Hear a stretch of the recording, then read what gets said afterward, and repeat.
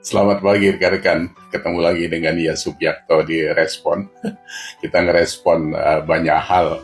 2-3 hari ini makin tambah banyak aja orang halu gitu. Saya kadang-kadang gumun.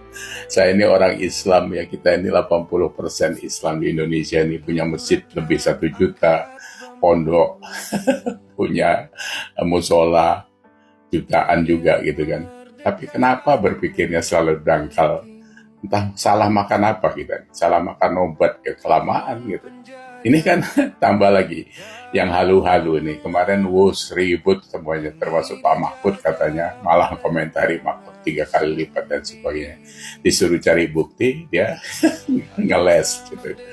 Saya sayang ngelihat Pak Mahfud ini kan, apa ya, orang berpendidikan, profesor, jadi dosen, ngajar, ulama dan sebagainya, keseret-seret pikirannya nggak karu-karuan kayak gitu. Ini yang saya kadang-kadang tafakur sendiri. Apa yang salah dengan kita ini? Nah, ke UUS itu malah dibandingkan terakhir dengan pembangunan kereta cepat di Arab Saudi. Pun di sana di atas gurun. Di sini ada 15 atau 13 terowongan, 85 jalan layang. Belum lagi kalau kita mau tarik ada artikel menghitung namanya itu recovery rest namanya.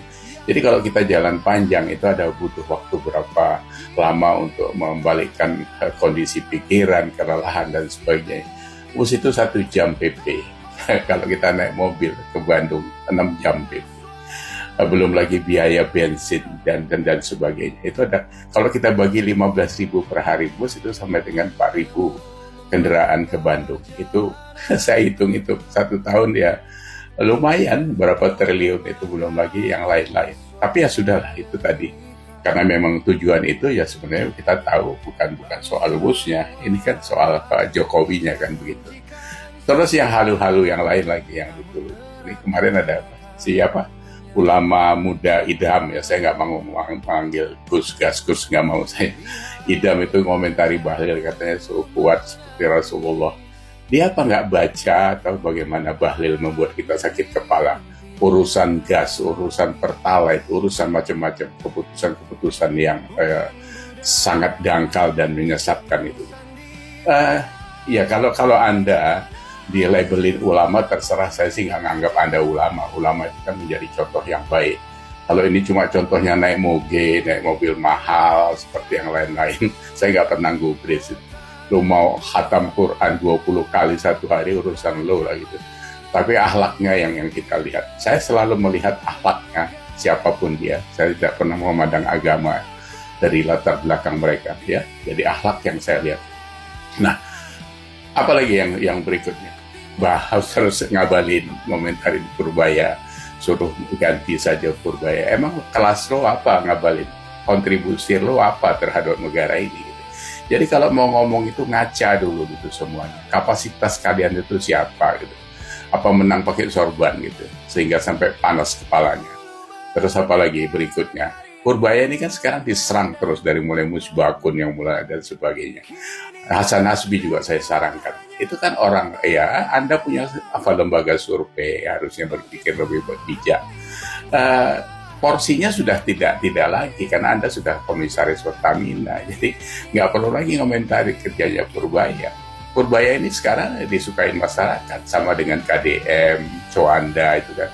Orang-orang yang bekerja di lapangan sekarang ini yang disukai masyarakat.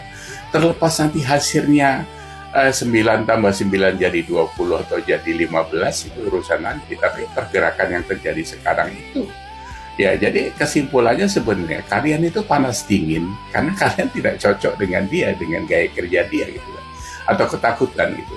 Sebenarnya kan Bung Hasan itu harusnya beresin Pertamina karena mungkin bentar lagi mau diaudit dan sebagainya, itu diberesin dulu.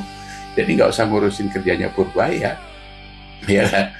Dia kerja bagus, kemarin juga kan. Sekarang yang menggeliti itu dari Kementerian Keuangan itu kan ternyata dulu katanya ada perlindungan. Jadi bagi orang-orang pajak, bea cukai yang melakukan kecurangan, yang melakukan hal-hal yang tidak baik itu ternyata dilindungi.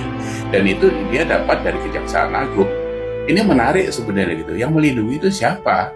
Apakah Sri Mulyani gitu kan, sehingga kalau ada kena kasus itu bisa dilindungi lembaga itu oleh Kejaksaan Agung dan sebagainya.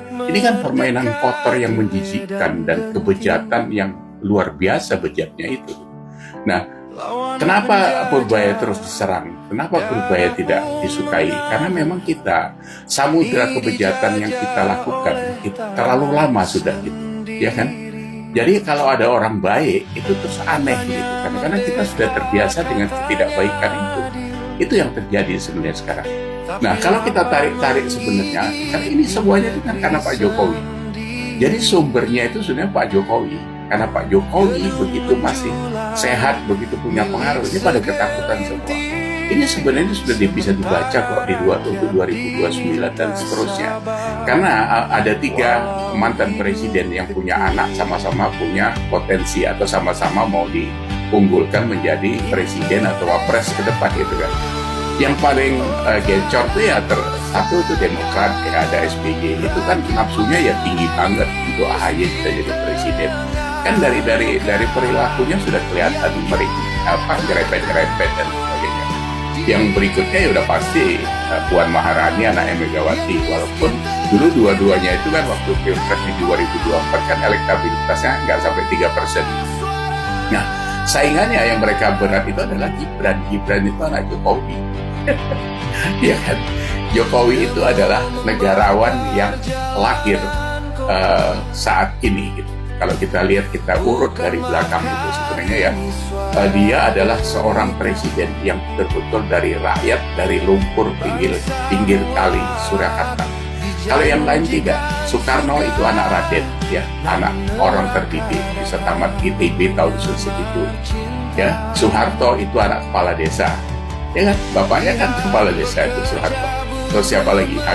Habibie itu juga anak seorang konsultan konsultan pertanian kalau nggak salah, hidupnya di Jerman.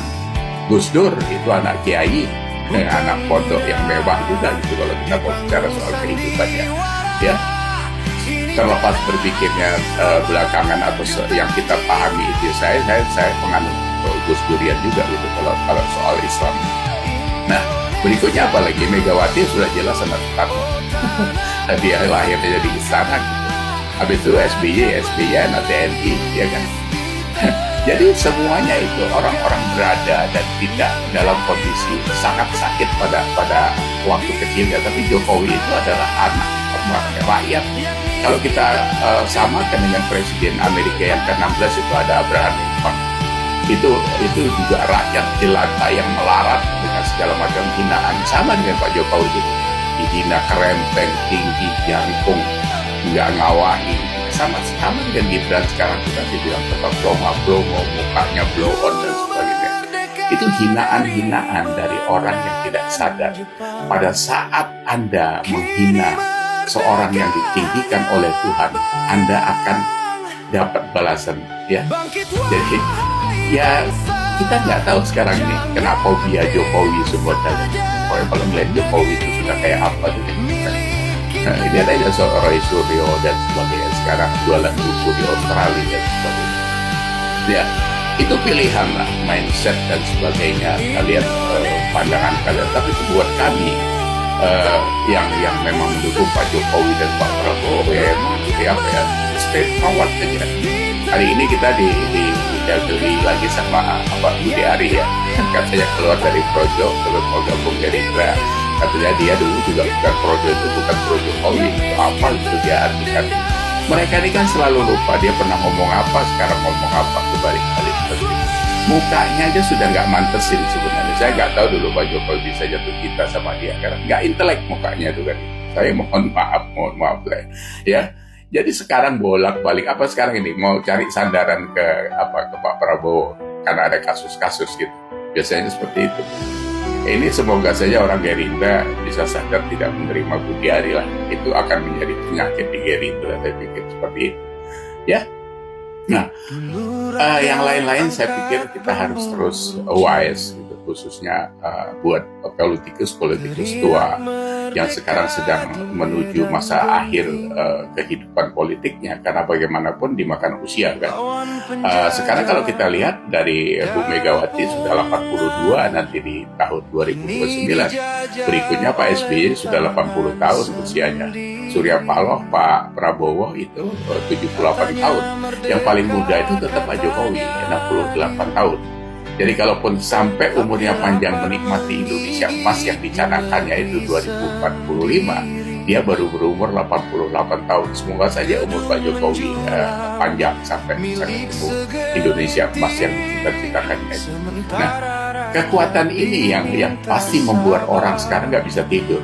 Para penafsu kekuasaan ini tidak bisa tidur karena Pak Jokowi tetap hadir, apalagi sekarang itu digadang-gadangkan sebagai pembinanya PSI. Karena memang partai-partai lama ini saya lihatnya ini akan selesai pada tahun 2029. Trennya seperti itu. Saya tidak tahu tadi ada survei, sementara nggak tahu siapa yang bayar, katanya PDI masih di atas angin dan sebagainya. Tapi itu nanti sajalah. Karena saya lihat di PSI ini sekarang sudah luar biasa anak muda. Dan saya coba-coba itu masuk WhatsApp group mereka, sudah kayak apa gitu ributnya. Semoga ini menjadi satu kekuatan baru untuk mengimbangi paradigma lama tentang partai-partai lama yang sekarang mendominasi parlemen, mendominasi semua lini-lini yang berkaitan dengan mengurus negara ini dalam tanda kutip tidak baik.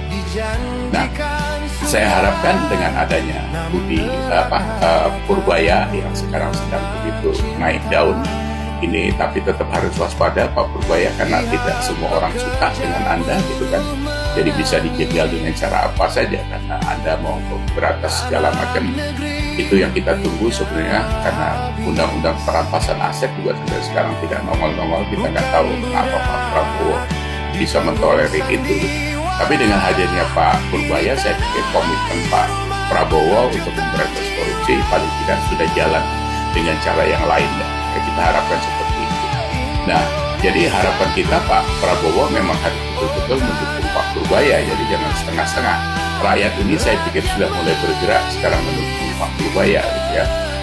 Kita akan bergerak paling tidak untuk tidak 100% bisa diberantas korupsi, itu tidak bisa, karena sebenarnya kalau dari sejarah, dari sejak tahun 1957 pada saat Soekarno menasionalisasi perusahaan Belanda, dari situ dimulai korupsi itu.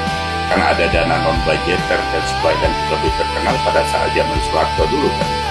Non-budgeter itu kan dulu dana yang tidak kelihatan tapi bisa dibelanjakan kemana-mana dan siapa saja. Nah, itu membentuk satu pola, satu budaya yang akhirnya kita terbiasa dengan korupsi-korupsi, seruman-serumun itu. Nah, ini semoga ini nanti bisa dihentikan dengan cara-cara yang lebih bijak oleh Pak Prabowo. Jadi begitu saya pikir buat kita yang masih ikut mengurusi, ikut punya atensi, punya intensitas yang tinggi terhadap tujuan kebaikan negara ini, ya mari kita bergotong royong terus supaya bisa tergiring ke arah yang kita mau selama ini. Jadi jangan mundur gitu. Saya sendiri, saya pernah katakan bahwa saya kalau style Pak Prabowo saya tidak begitu suka. Tapi kalau dia presiden, ya saya harus mendukung, karena secara konstitusi saya harus mendukung hasil dari pemilihan presiden Republik Indonesia. Jadi apalagi ada Mas Gibran di sana, harapan kita memang dia gitu. Kalau dibandingin dengan AHY, Puan, ya saya bilang ya jauh panggang dari api lah gitu. Karena tempaannya udah beda juga, sarangnya beda, di mana lahirnya beda, stylenya beda. Jadi anak Jokowi kok ya. Kalau yang lain-lain kan kita bisa ukur semuanya. Ini mohon maaf karena memang kondisinya seperti itu. Nah, kembali lagi terhadap politikus tua harus ngerem, nahan diri, tidak perlu membuncah lagi nafsunya untuk berkuasa, untuk menimbun kekayaan, karena hari-hari Anda juga tinggal sedikit lagi, karena secara sunatullah umur kita bakal habis, tidak bisa dipertahankan. Jadi sadar saja bahwa besok lusa kita juga bisa mati. Kapan, apakah tahun depan atau minggu depan, kita tidak tahu. Jadi mulai berkaca lagi supaya tidak lupa diri bahwa Anda adalah makhluk yang bakal selesai dari dunia ini, dan kekuasaan ini bukan milik Anda selamanya. Ya, saya pikir begitu ngobrol di kita hari ini. Semoga kita tetap semangat, tetap sehat untuk Indonesia yang lebih sehat. Demikian, Assalamualaikum.